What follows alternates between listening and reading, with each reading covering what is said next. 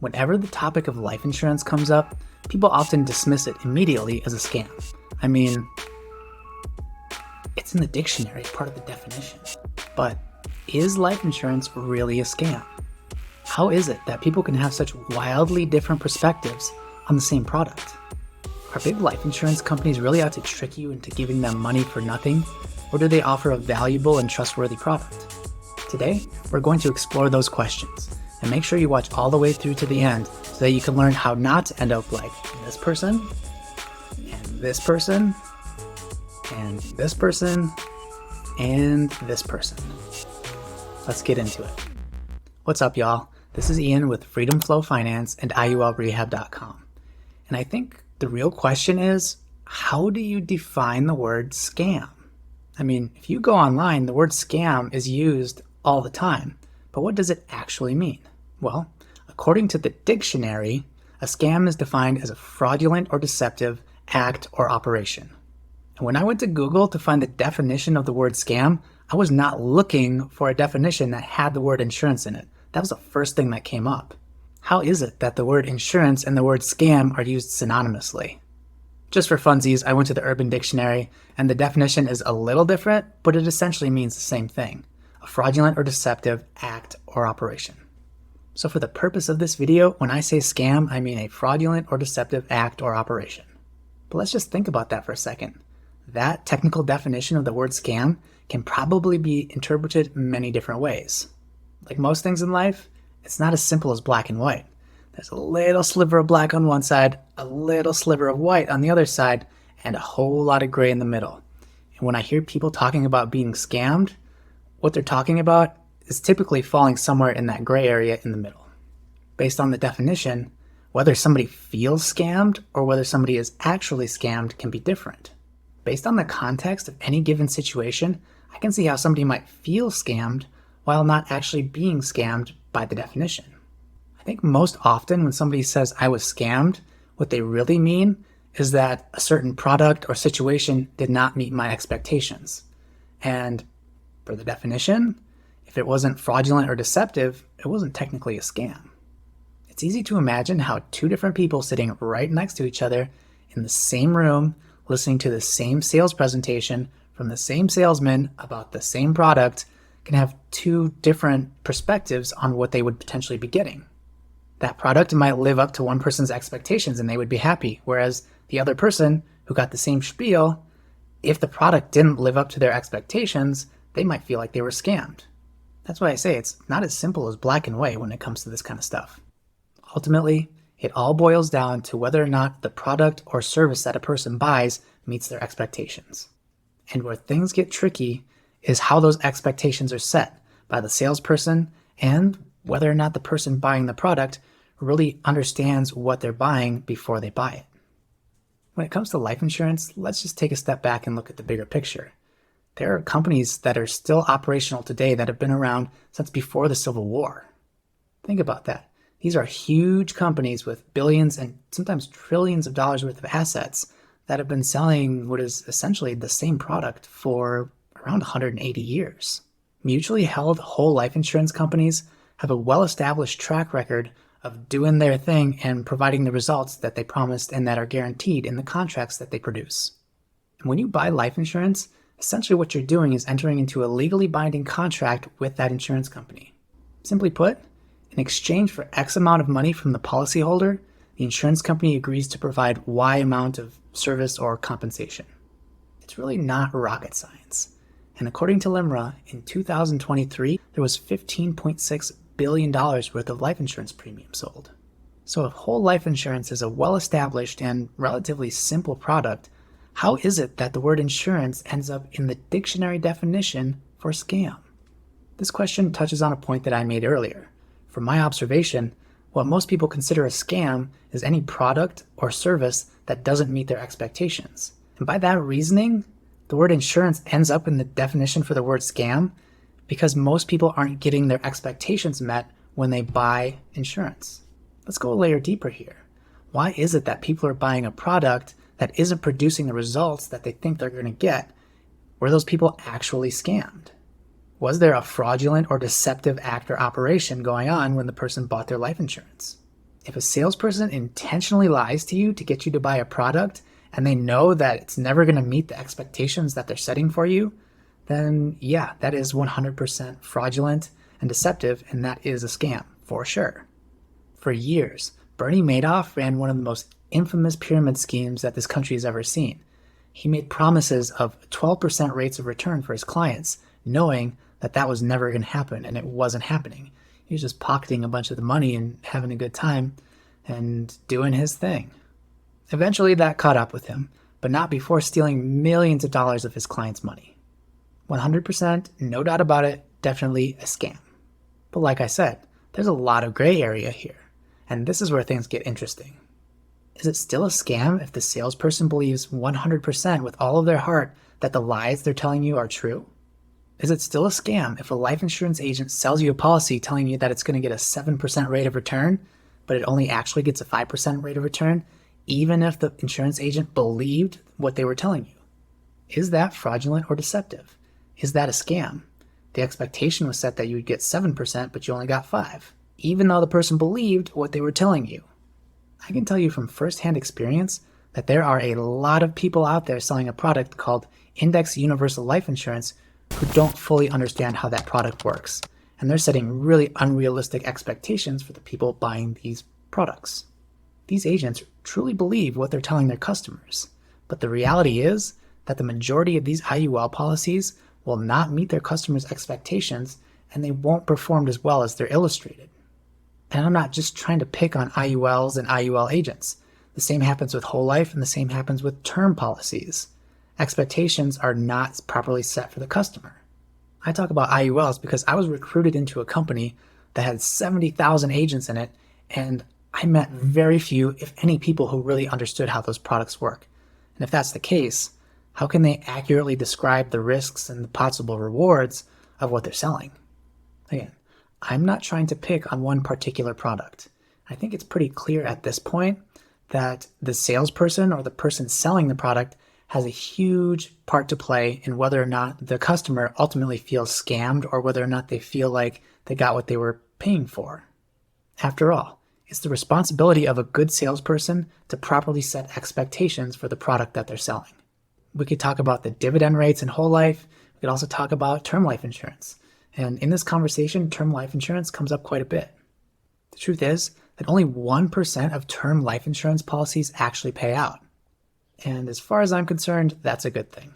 Because if a term life insurance policy pays out, it means that someone's died prematurely, and nobody wants that. But I could definitely see how people reading that statistic might think that, 99% of people pay in but don't get anything out? Scam.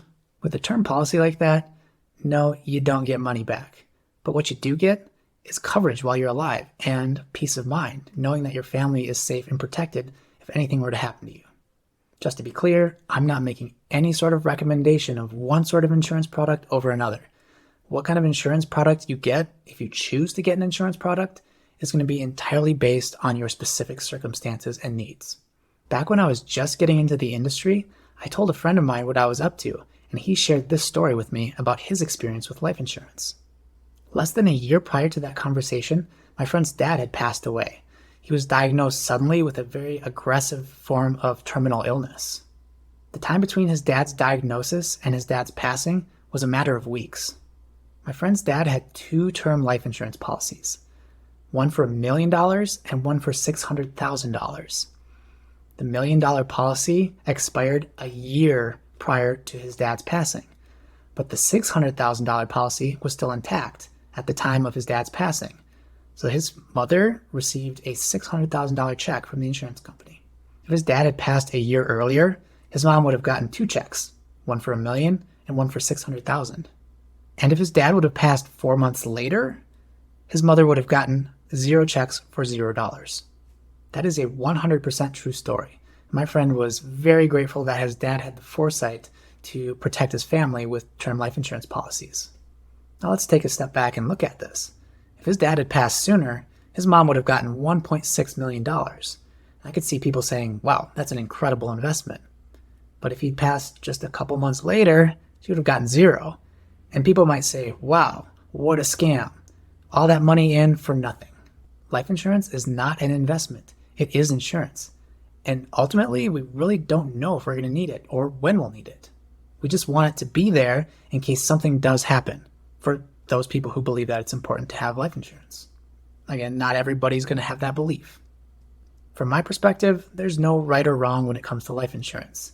It really all comes down to the individual person's beliefs and what they want to do with their money and how they want to protect their family if they want to. People can still protect their families without life insurance, but life insurance does offer some unique benefits that other financial vehicles just don't. Again, the real question is this product that I'm purchasing going to meet my expectations? Or what's the likelihood that it's going to meet my expectations? There was a viral TikTok video that came out recently talking about a 72-year-old woman who had been paying into a life insurance policy for years and had it lapse on her. That video has well over 2,000 comments alone. Who knows how many times it's been viewed? I'd like to share some of those comments with you so that you can see some of people's perspectives and experiences when it comes to life insurance. Based on these comments, it's pretty clear that there are a lot of people with a negative conception about life insurance. And looking at the contents of the comments, I can totally understand why. If a life insurance policy doesn't meet the policyholder's expectations, it can have a major impact on not only their lives, but the lives of the beneficiaries as well. And my heart really goes out to all the people who feel like they've been done wrong by life insurance or that they were scammed. The reality is that some of these instances may have been scams. Based on the amount of information in these comments, it's impossible to tell if anybody was actually scammed here. But it is entirely possible that these folks bought insurance policies that were sold to them by agents who misrepresented the product, or what it would do and what kind of outcome they would get. But at this point, and with this amount of information, I simply don't know. For all we know, the insurance agents that sold policies to these customers may have done their very best to educate their clients as to what they were getting. Who knows? We've all been in situations where people are explaining something to us that maybe on the inside we don't fully understand, but we just nod our heads when they ask us if we understand because we want to keep this situation and the conversation moving forward. After seeing so many discouraging comments of life insurance disasters, it's entirely understandable why people might comment like this. It could be totally confusing. On one hand, life insurance might seem like a good thing that could protect your family, and on the other hand, you're seeing these comments and these real-life situations that have happened to people where they feel scammed and life insurance was not a good product for that person. I totally understand why people can feel so confused and conflicted when it comes to life insurance. It's not so much the policies themselves, it's the lack of education and understanding of what the policies will do and whether or not realistic expectations were set for the policyholder before they purchased their life insurance policy. Did the customer get the result that they thought they were going to get? And if they didn't, was it because of a misrepresentation by an agent? Or was it because they didn't know what they were getting into and just went along with it? Again, this isn't a black and white kind of a situation. There's a lot of gray here. There are so many people out there who want to protect their families and do what's best, but feel confused and conflicted because they don't really understand how life insurance policies work. I mentioned earlier that in WFG, the company which recruited me to sell IULs, that most of the people around me didn't really understand the product. Well, check out these comments. These are people who are selling insurance and have been licensed to sell insurance and don't know what can happen with one of these policies. And the policy from this TikTok video was a universal life insurance policy. Not IUL specifically, but a traditional UL policy, which have a well-established and proven track record of failing like this. So what can you do to avoid getting scammed, or even that feeling of getting scammed, like your expectations weren't met?